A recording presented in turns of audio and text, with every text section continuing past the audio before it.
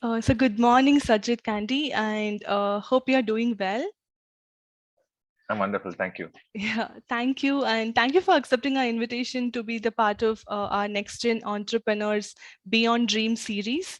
So, to give a brief about Mr. Sajith Gandhi, so he is the founder of Zifilink, which solves the lack of bandwidth aggregation faced by various industries in daily life.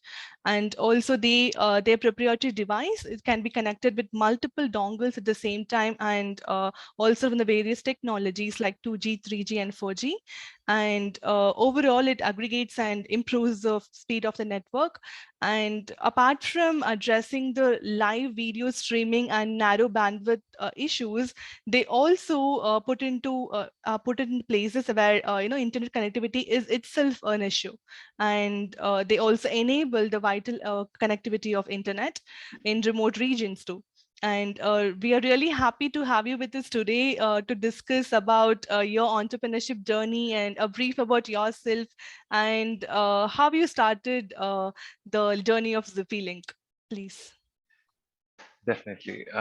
Thank you, Mayuri, for taking time to talk to me. Uh, it was interesting. It was very interesting for me to be a part of the Next Gen event, which happened 2 weeks ago, Mm-hmm, and that's when I got connected to a lot of like-minded entrepreneurs and met, mm-hmm, I think, north of 800 plus people, mm-hmm, right? All of them trying to create differentiation mm-hmm, in the market. So it was an amazing event, and I think this is a continuation of that mm-hmm, to get associated and continue with the next gen activities. mm-hmm, Uh, so. In terms of answering your question on how this journey started, this is the second startup I'm with, or rather, I found in the last 10 years of my entrepreneurship journey. mm-hmm, The first one was where we tried to build a product development company named Rank Systems. That was my first venture. It serves the North American region, OEMs from the North American region to create new products for them. In that journey, I worked with a lot of different interesting companies who are trying to solve different problems, and one of which was Zifilink. okay. Um, so I've got really excited by the possibility that this product was creating, Mm-hmm, and with that onset, I got a lot of opportunity to interact with the end customers mm-hmm, and felt the need for such a solution. So mm-hmm, if you look at world over, in all the developed countries, mm-hmm, the connectivity is as a given. A mm-hmm, lot of solutions and products get designed okay. with considering that power, Mm-hmm, internet, these are things every product takes for granted, or every mm-hmm, solution takes for granted, right? Like, yes, yeah. it's going to be available, right? Now Mm-hmm, it is true for a lot of parts of the world, right? Like, mm-hmm, say you look at internet 4.0, whether it's autonomous driving cars, or yes, you yeah. take any new age solutions, all of Mm-hmm, them, they consider that, yeah, high speed internet is already available, right? yes, yeah. Mm-hmm, Unfortunately, when you when you visit parts of the world like India, Africa, mm-hmm, Brazil, these are some of the areas we are selling to. mm-hmm, uh, you know uh, you find that it's not so in many applications. So mm-hmm, though a lot of new technology is available today, mm-hmm, I mean, in the last 20 years, mm-hmm, internet has completely transformed the way things happen. Everything yes. from manufacturing to Mm-hmm, whether it's your media, mm-hmm, where news channels bring you news, right? All of yes. these different verticals of industries, they all have greatly been impacted Mm-hmm, positively by mm-hmm, the arrival of internet. mm-hmm, Now, what if that is not true, or what if that very basic assumption of internet, high speed mm-hmm, internet being available, gets yeah. questioned, right? Yes. Mm-hmm, That's exactly the problem we are trying to solve. So mm-hmm, uh, to give you a few examples from, I mean, these are real life stories of people and companies who are using our product, right? mm-hmm, uh, what I really liked about this particular product that we are making and serving market Mm-hmm. is predominantly we are serving market leaders in respective industries. Okay, okay. So Uh-huh. if you look at let's take India as an example. Mm-hmm. Um, Look at process industries. Yes, yeah. I'm just going walking you through a case study of mine which I'm really attached to. Okay, Um, sure. Ultra, Yeah, that'll be very interesting. Yes. Mm-hmm. Thank you. So Ultratech Cements is one of our leading customers. Okay. They Mm-hmm. have about 48 factories plus ready mix centers across the country. Right. Mm-hmm. I mean, they of course have factories outside the country, but Yes. they're the leading Mm-hmm. cement manufacturer in India. Right. Mm-hmm. After Aditya Birla Group bought Yes. over the L&T Cements, right, they Mm-hmm. became the Mm-hmm. biggest player in that sector. Mm-hmm. Uh, so this is early 2000s. I think they bought over the division of L&T, Mm-hmm. but ever since, they've been the leaders. And one of the Mm-hmm. challenges they were facing is that Mm-hmm. if you've been to a cement industry like a cement factory, Mm-hmm. you know that the cement factories are generally very far away from natural Yes. habitat of human beings, right? They're very Mm-hmm. far off from the city. Yes. Mm-hmm. And I was really surprised when I visited one of their factories. The Mm-hmm. whole place, almost a district, was all just cement factories, right? So these Okay. are Mm-hmm. hectares of land just used for limestone processing and Oh, creation of okay. cement. Okay, okay. So what happens is when there's a failure of internet, let's say you have a wired connectivity and it fails, Mm-hmm. it typically takes a few days for someone to get there to the field and fix it. Mm-hmm. Okay, Now, yes. Mm-hmm. those are long times which normally a business cannot afford, especially Mm-hmm. a limestone processing kind of a process industry, right? Mm-hmm. Uh, Today, if you look at things like government statutory things, for example, your e-way bill that needs to Mm-hmm. be generated when you make a shipment of a cement load Mm-hmm. needs an internet connectivity. Yes. So, Mm-hmm. how do you tackle that problem when the internet Mm-hmm. is failed and for 2 days you don't have internet? That kind of Mm-hmm. puts the business in a difficult spot. Yes, yes. So that's where it's not like these industries don't have a backup internet. They Mm-hmm. generally have a lease line. They also have a Mm-hmm. broadband as a Mm-hmm. backup. But then ours becomes a tertiary backup where Mm-hmm. we are using available 4G connectivity in that region to Mm-hmm. aggregate the speed of it and give them high speed internet. Okay. Mm-hmm. So this is a typical example of how we are serving some of the market leaders. Mm-hmm.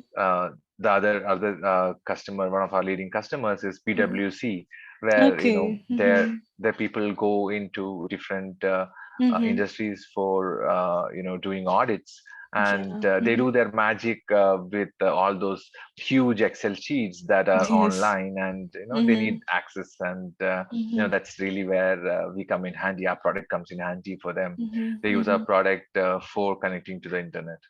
Okay. So similarly, there are 200 plus customers today, and there are Mm-hmm. like very interesting stories from schools in rural Mm-hmm. Gujarat and Mm-hmm. places like Dehradun where they're using our solution. So there Okay. are like n number of use cases, all that revolving around availability of the internet, Mm-hmm. speed of the internet, Mm-hmm. and very excited to be the probably only Indian company who's actually serving this group of people. Yes, yes, yeah. Actually, this business model and also your device is quite interesting, and I could see the amount of opportunities it would create in all the sectors, be it industries, education, or whatnot. Like everything is now we are in digital era and coming to the retail industry and also process industries, as you mentioned now, and coming to basic like domestic usage, and even now we have the work from home culture,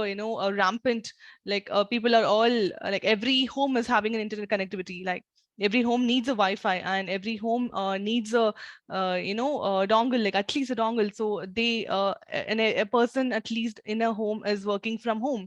And we are seeing that also that culture, in coming in India. Like we have remote positions, and also students, that will be the remote education. So digital tools are very much important, and very interesting to see indigenous company, working in this sector. And And thank you for your efforts, and also your it's interesting to hear your case studies.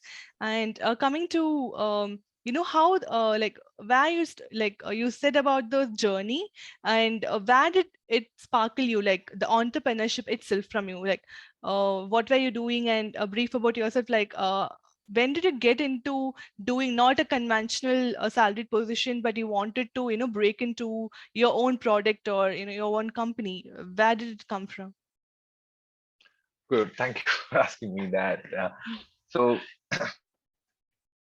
frankly, this was, I would say, not a very well thought through journey, like a lot of others I've listened to had. Mm-hmm. In my case, it all happened thanks to Intel. Mm-hmm. Intel was the company where I kind of spent about a decade. From Mm-hmm. 2004 to 14, I Mm-hmm. worked with Intel in different capacities. And Okay. I started with a technical role, and over the period of 10 years, I slowly moved into a role which was more customer facing. Mm-hmm. So Mm-hmm. from 2011 to 14, I worked in a role at Intel where Mm-hmm. I was working closely with Indian entrepreneurs, Mm-hmm. uh, companies who are using Intel technology to build products in India. Okay. And that's really when it rubbed off on me, to be frank, right? Mm-hmm. When I worked with those people, I could see that they're having a very different way Mm-hmm. of looking at things. And Mm-hmm. when you're in a kind of crowd, you kind of daily meet people who are excited about their future, trying to build Mm-hmm. something which is solving a real genuine problem. Mm-hmm. I work with a lot of companies who are into meter reading, who are into Okay. digital signage, who are Mm-hmm. into various applications where Intel Mm-hmm. technology was used. Okay. And that really rubbed off on me in a way Mm-hmm. where I got excited about the opportunity. Mm-hmm. Frankly, later, about 3 years into this journey, I realized that I was Mm-hmm. really not well prepared to do it. Mm-hmm. So we had to do a pivot and go back into being a product development company. Mm-hmm. But in 2016, when I started off with Aveng Systems, the Mm-hmm. whole idea was to be an Indian product company which Mm-hmm. creates marquee products which can be exported from the country to various parts of the world, right? So Yes. though we Mm-hmm. are a country of 1.5 billion people, Mm-hmm. a lot of our culture is more consumer based, and not really a lot of products that are Indian, which Yes. are which have made a good name in the world. So Mm-hmm. Mm-hmm. that was my mind space, and I was very naive, frankly. At that Mm-hmm. point, I was thinking, okay, we should go out and create Okay. something which all of us can be proud of, right? So that Mm-hmm. is that is really the philosophy. But I Okay. think that all hunky dory thing was very short lived, because end Mm-hmm. of the day, it's like a blind man. The way I always tell my co-founders is, it's always Okay. like a blind man looking at the elephant, right? Like I Yes. only knew certain parts of the business which I was very Mm-hmm. confident about, but then I didn't really know, how finance works, or Mm-hmm. how Mm-hmm. even getting a team to deliver and be happy about the whole activity works. So Mm-hmm. so frankly, I was more of someone from a technical background moving to a business Okay. role, Mm-hmm. which proved to be kind of little, ups and downs and challenging. But Mm-hmm. I'm really happy that I made that choice today. I can Mm-hmm. I can be, I can be proud in saying that in the last about 7 years of what we have done, Mm-hmm. there's not a single day where I don't feel great about going to the office, right? Yes. So Yeah. Okay. when I spend time working with MNCs like Intel, Mm-hmm. I started my career with L&T. In fact, Okay. L&T was the first company I worked with. I Mm-hmm. worked on some of their product designs internally, Mm-hmm. Mm-hmm. and there, I mean, L&T was a good example where they had created something within the country. They had back then they had this petrol pump division, Mm-hmm. uh, Mm-hmm. and we were building products for that division. Later, Okay. they sold it off to Gilbarco. I mean, I think at least 2 decades ago they sold it to Gilbarco. Mm-hmm. But Mm-hmm. post that, I worked with certain customer projects which were from clients, mostly from North American regions. Mm-hmm. And then I had this opportunity to work with Intel, and in that whole journey, right, I was always inching to kind of see how, what else I can do, what more I can do. In Mhm. companies like Intel, they give you a lot of flexibility in Yeah. terms of Mhm. uh, getting the best out of you for Mhm. yourself and for the company. So give you a lot of flexibility. All of that freedom I enjoyed, and of course the pay was Mhm. great. Mhm. But there's something which is not really fulfilling for me, even with all of Mhm. that, right? Okay. And the right thing happened when I kind of had the opportunity to work with Indian entrepreneurs, and I could. Mhm. I was sitting in an MNC role, and I Mhm. was working with entrepreneurs, so I didn't really understand completely how to be in their shoes. Mhm. So from an outsider, like when you watch a movie, you always know who's the villain, who's the hero, and it's very easy for you to make decisions Yes. and Mhm. judgments about people and things, right? Mhm. Um, Unfortunately, when you are in that shoes, the world looks very different. I didn't know that at that point, right? Now, Mhm. it was a great learning experience for me in the last Mhm. 6 to 7 years that Mhm. I've been doing this. Mhm. Um, in fact, so pre-pandemic in 2019, Mhm. I felt that though every 3 to 4 years I generally do like a retrospection, do a vipassana kind of thing where I go on a Mhm. complete detox and relook at my Okay. life. And when I did that in 2019, I felt yeah, though I've actually moved into something which I do enjoy my everyday, but Mhm. then from a long-term point of view, I wanted to kind of move into a space where the product things, the things that I'm a very hardware person, so I always feel Mhm. products for me are like very physical in nature. Mhm. So there, I felt there was a lot more we could do, and that's really why Mhm. I jumped into this at that point. Okay, okay. That's actually really great too, and also thank you for sharing, your whole journey. And yeah, as you rightly mentioned, like we had this pandemic, like the pandemic started like 2000, like end of 2019. Like we had the global pandemic, and how it had effects. Like, did you face any challenges? And how it improved your business, because coming to your product itself, it would be greatly beneficial, because virtual connectivity was very important in the pandemic situation. And but coming to the device itself is a hardware device, so how it got affected, like your production, and also what were the challenges COVID posed on the startup? Sure. I think, frankly, it was both good and bad. Mm-hmm. Bad in general for the humankind because of Yeah. Mm-hmm. the whole losses it has Mm-hmm. created for people, especially in terms of their loved ones, and loss of business for a lot of industries which are mostly brick and mortar. Mm-hmm. uh, the major shift happened in terms of how workforce engages. Like if you look at India, India is the back office for a lot of companies, multinational Yes. corporations, right? Mm-hmm. And the work from home culture got a big boost, and that Mm-hmm. in fact helped us initially in the first wave of COVID. We Mm-hmm. had a good problem, which was we had too many orders, and Mm-hmm. not even able to deliver those orders. So that was our Okay. condition in the first wave. Mm-hmm. The first wave went on, and we kind of could manage through that because we had orders and things were going well. Mm-hmm. Yeah, we had challenges as a hardware company. A lot of um, hardware parts that we use need to be imported from different parts of the world, and when the logistics came to a standstill, that Mm-hmm. impacted our production activities. Mm-hmm. And yes, we did have a slowdown. Armed with that, the biggest impact for us, frankly, was in the second wave, which Mm-hmm. was around the same time last year. Okay. Yeah. So Mm-hmm. so the same time last year, if you remember, 2021, about Yes. March, April, there Mm-hmm. was a second wave. Mm-hmm. So the challenge was we had not anticipated like everybody else, right? Yes. We thought, okay, the first wave was done. We were opening up. I mean, the whole place was opening up, and we said, okay, now it looks like we're limping back to Mm-hmm. normalcy. Mm-hmm. And we ramped up our team greatly. So I hired Mm-hmm. some senior people. We wanted to go full on and fire on all cylinders. Mm-hmm. That's when the second wave hit us. So Mm-hmm. frankly, it was a very challenging time. Second wave Mm-hmm.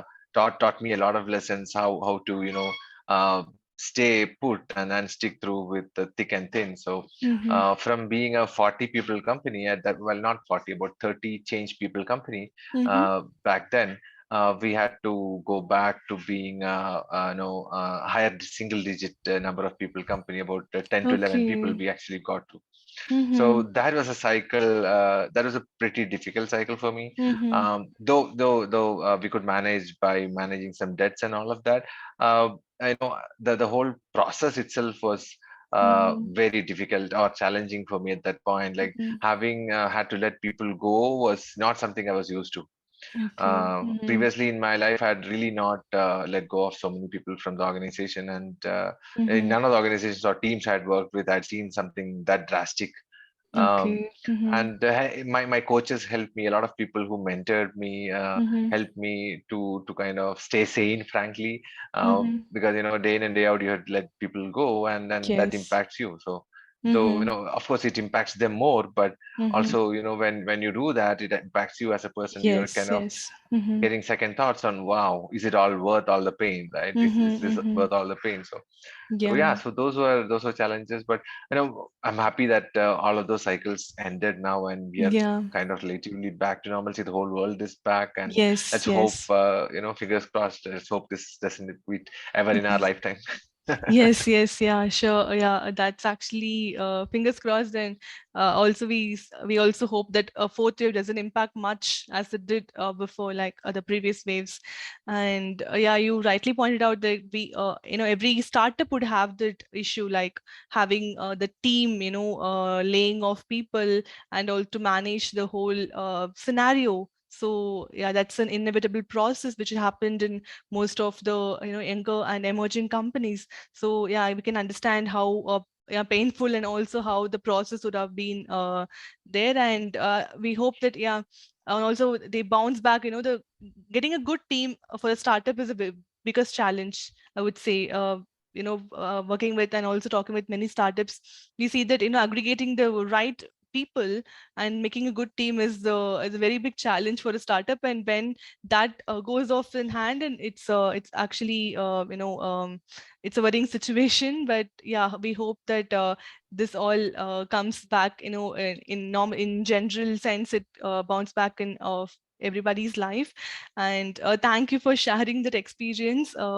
And also coming to the initial support, like you said you were in enthusiastic beginner, but when you stepped in, you saw that we had a lot of things to learn, and you jumped into the learning phase, and you learned many things in the business, etc. So and also to start a startup, also we have to have an investment funding, etc. So where for you, was it easier to obtain them, getting incubated, or how it went on for your startup? Sure. So all of this right now, help was kind of help from the previous organization I worked with, Evang Systems. Mm-hmm. So my partners back there, when I told them that I want to kind of explore something new and I want to kind of get into this and build it, Mm-hmm. they happily helped me with the investment to get started. Mm-hmm. So that really helped me to get started, and of course Mm-hmm. through the journey, like especially when we had to let go of people, and Yes. when our sales dipped, I had family and friends pitching in, mostly my Mm-hmm. sister, my wife. All of these people helped me Mm-hmm. right to ride this path. Mm-hmm. And I think, yeah, I think from a finance point of view, right now we are bootstrapped. Mm-hmm. Other than the initial investment from Event Systems, we Mm-hmm. have not raised any funds so far. Mm-hmm. Um, our product line itself is cash generating. So luckily, the Yes. business Mm-hmm. itself is cash generating, Mm-hmm. and yeah, that way, it was more about managing through the thinner times. Mm-hmm. Yeah, we have plans to go ahead and build more product lines, Mm-hmm. especially having learned the kind of problems that are Yeah. that are the kind of that we're Mm-hmm. solving. Mm-hmm. uh, we we want to kind of go ahead and build new products, and that's really where I would need to go raise external funding. I'm kind of at this point looking at some milestones, like we're doing Mm-hmm. some R&D within the company. Mm-hmm. We want to get to a stage where that is kind of proven, so that the investment risk for investors are relatively lower. Mm-hmm. So because especially whenever there's hardware involved and you're doing hardware Yes. Mm-hmm. design, Mm-hmm. right, it's not a shallow pocket game, it's a deep pocket Mm-hmm. game. And Yes. there are not a lot of investors who Mhm. would be willing to take that risk. And Mhm. also our business, frankly, is something which is solving an essential problem. Mhm. The scale, the rate of growth, Mhm. typically a VC firm or somebody like that expects, right, is really not today in our business.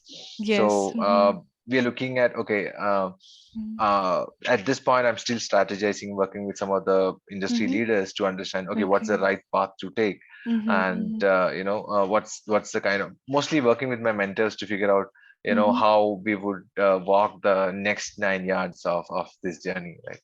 So Mhm. we Yeah. are actually, in fact, at the beginning of the year, where in fact Mhm. I was working with my team on setting Mhm. the quarter OKRs and the Mhm. OKRs for the year, and then yeah, this is a year we believe we probably Mhm. would go ahead with external funding and things like that. Okay, okay, great. Yeah, that's very interesting to know, and also, widening up the product line, and I really hope you have interesting products in the pipeline so that it will be useful for across different sectors and also for domestic usage.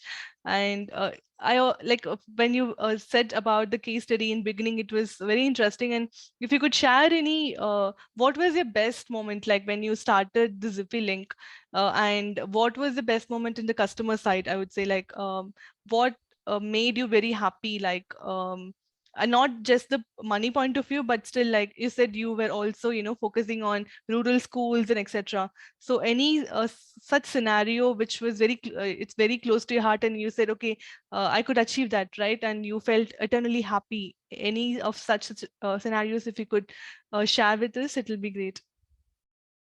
Definitely. So, see, every product that gets designed goes through a cycle of, like a bathtub curve, they call it, right? Where initially you have a Mm-hmm. lot of challenges that you need to fix. So, Mm-hmm. in fact, for the customer success team in my office, whom I work with on almost a weekly basis to Mm-hmm. address some of the customer issues. See, we have those moments almost weekly, I would say.